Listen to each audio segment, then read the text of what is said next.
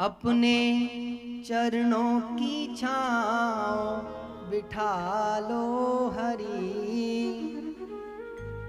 अपने चरणों की छाँव बिठा लो हरि, मेरे जर्जर है पाँव संभालो हरि, मेरे जर्जर है पाँव। क्योंकि सबसे बड़ी जो छाया है वह परमात्मा की ही है। जिस प्रकार से व्यक्ति को वृक्ष में बैठ करके शांति की अनुभूति होती है, कितनी भी तेज धूप पड़ रही हो और व्यक्ति यदि वृक्ष की छांव में खड़ा हो जाए तो व्यक्ति को एक शीतलता की अनुभूति होती है। वैसा ही मनुष्य भी है। मनुष्य जब कष्ट में आता है तब उसको हरि याद आते हैं, कोई नहीं आता। लेकिन भगवान भी गारंटी देते हैं कि तू किसी भी परिस्थिति में मुझको बुलाएगा मैं तेरे पास आ जाऊंगा, लेकिन तेरे कर्म ही तेरा भाग्य तय करेंगे। मैं तो पास आ जाऊंगा लेकिन कर्म तेरे ऊपर निर्भर हैं। यदि तूने कर्म अपने ठीक किए होंगे तो तेरे को कोई कष्ट नहीं होगा, वरना तुझे कर्म का तो भोगना ही है।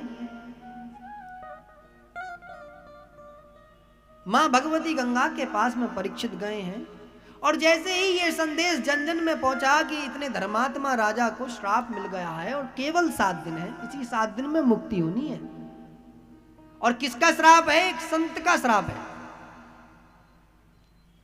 और कहते हैं जिस व्यक्ति को श्राप मिलता है उसके सभी पुण्य तो क्षीण हो जाते। दूसरा, वह पुण्य क्षीण होने के कारण से उसको नरक में जाना पड़ता है।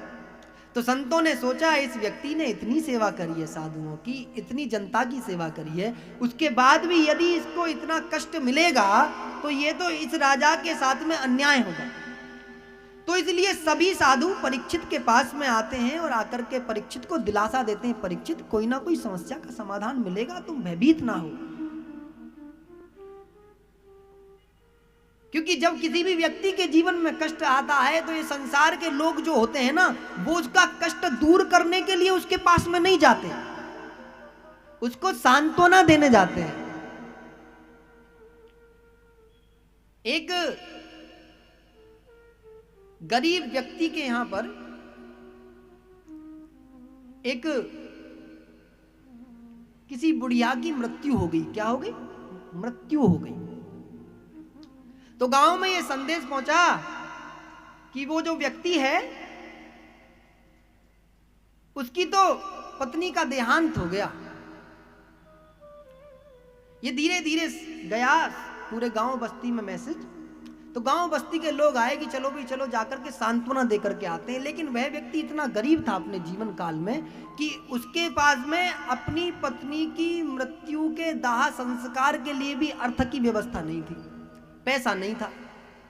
और नियम है संसार का कि किसी भी चीज का जो मूल है वो धन है, किसी भी चीज का मूल।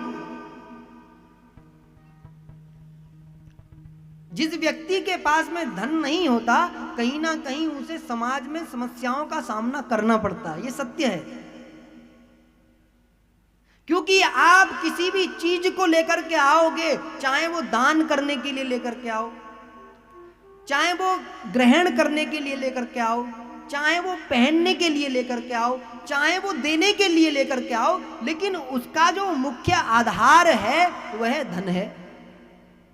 यदि हम भगवान को भोग भी देंगे, भाव अलग विषय है कि हम शारीरिक भाव से तभी तो भगवान को भोग देंगे जब हमारे पास में अर्थ की व्यवस्था नहीं होगी, पैसे की व्यवस्था नहीं होगी।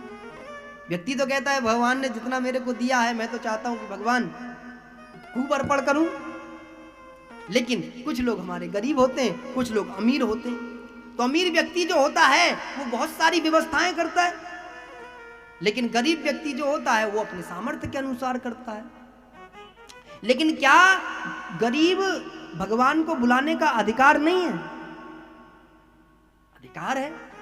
वो छोटी व्यवस्था करके भी भगवान को निमंत्रण दे सकता है, भगवान आ सकते हैं, लेकिन भाव अच्छा होना चाहिए। सारे संसार के लोग जब उस झोंपड़ी में गए, सबने दिलासा दी कि भाई बहुत बहुत बुरा हुआ भाई, बड़ी भारी भरकम बरसात पड़ रही है। बोले भाई देखो बेचारी ये बुढ़िया भी चली गई, अब इन बड़े बूढ़ों का क्या होगा। तो सबके सब दिलासा दे रहे हैं। वो जो बड़ा बूढ़ा व्यक्ति है वो बैठा है आराम से, वो कह नहीं रहा, केवल उसकी आंखों में आंसू हैं। तो सब उस बड़े बूढ़े के पास में आके कहते हैं कि काका तुम चिंता मत करना, हम है ना, काका तुम चिंता मत करना, हम देखभाल करेंगे ना तुम्हारी। तो जब सुबह से शाम हो गई इसी प्रकार से करते करते करते करते, तो सब एक दूसरे के कान में खुसर खुसर करते हैं, शाम के वक्त की भी बहुत समय हो गया, अब तो बुढ़िया को लेकर के जाना चाहिए, इन्हें यहीं रख रखी है, बदबू आने लग जाएगी और गांव में महामारी फैल जाएगी। तो एक दो लोगों ने कहा काका शमशान घाट पर काकी को जाना है, लेकिन बूढ़ा फिर भी चुप है, क्योंकि अर्थी बनाने के लिए भी अर्थ नहीं है, पैसे नहीं है, इसलिए चुप है, बोल नहीं रहा है कुछ भी। जब बहुत देर हो गई तो एक व्यक्ति ने पूछा कि काका क्या क्या तैयारियां हैं, बताओ तो सही क्या करना है, हम रुके या अपने घर जाएं, कुछ तो बताओगे। बोले बेटा बताना क्या है, आज ऐसे समय में सिर्फ भगवान से एक ही बात पूछ रहा हूं बैठ करके कि ये तो तेरी थी, तू ले गया, मैं भी तेरा हूं, मुझे भी ले जाएगा, लेकिन एक बात तो बता कि जो संसार के लोग मेरे पास में भेजे हैं इसका कारण क्या है। तो मुझे अभी अभी भगवान ने प्रेरणा दी है, मुझे अभी अभी भगवान ने कहा है और मैं वो तुमसे कह रहा हूं कि संसार में जितने भी लोग हैं, चाहे तुम्हारी कितनी भी विपरीत परिस्थितियां हों, कितने भी कष्ट तुम्हारे घर में हों, ये सब तमाशा देखने वाले हैं, किसी के पास में किसी समस्या का समाधान नहीं है, परमात्मा ही ऐसे हैं जो तुम्हारी समस्या का समाधान है। स्वयं एक बालक आता है और आकर के कुछ दक्षिणा देकर के बाबा को जाता है, चुपचाप जेब में डाल देता है और आकर के चले जाता है। गांव से नहीं मिला पैसा, अर्थी के लिए भी पैसा नहीं मिलता। ये गरीबी बहुत बुरी चीज है मेरे भाई, बहुत बुरी चीज है। भगवान सबको सब कुछ दे देना, लेकिन गरीबी नहीं देना, किसी को निर्धन नहीं बनाना, क्योंकि निर्धनता सबसे बड़ा श्राप है। इस पृथ्वी पर यदि सबसे बड़ा कोई कष्ट है तो वो गरीब होना है। और जब कभी तुम्हें लगे कि तुम्हारे जीवन काल में कोई ऐसा व्यक्ति मिला है जो गरीब है, तो मान लेना भगवान ने तुम्हें माध्यम बनाया है, भगवान ने तुम्हें तय किया है कि तुम उसकी गरीबी का हरण कर सके। जब कभी ऐसा अवसर आए कि तुम्हारे द्वारा किसी का सहयोग हो सकता हो, तो एकदम से सोचना नहीं, एक बार करके देखना। सिर्फ मेरे कहने से एक बार किसी गरीब के घर में जाकर के उसके लिए कुछ करके देखना।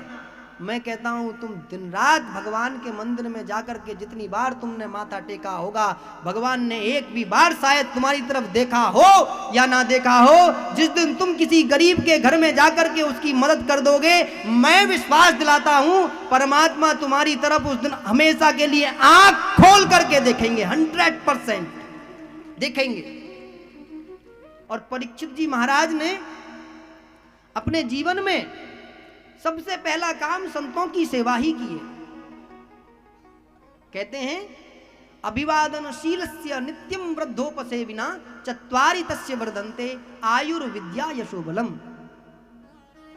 जो व्यक्ति अपने से बड़ों का आदर करता है उसकी 4 चीजें बढ़ती हैं। यदि हम किसी का अभिवादन करते हैं, यदि हम किसी को सम्मान देते हैं, तो हमारा यश बढ़ता है रोज की रोज।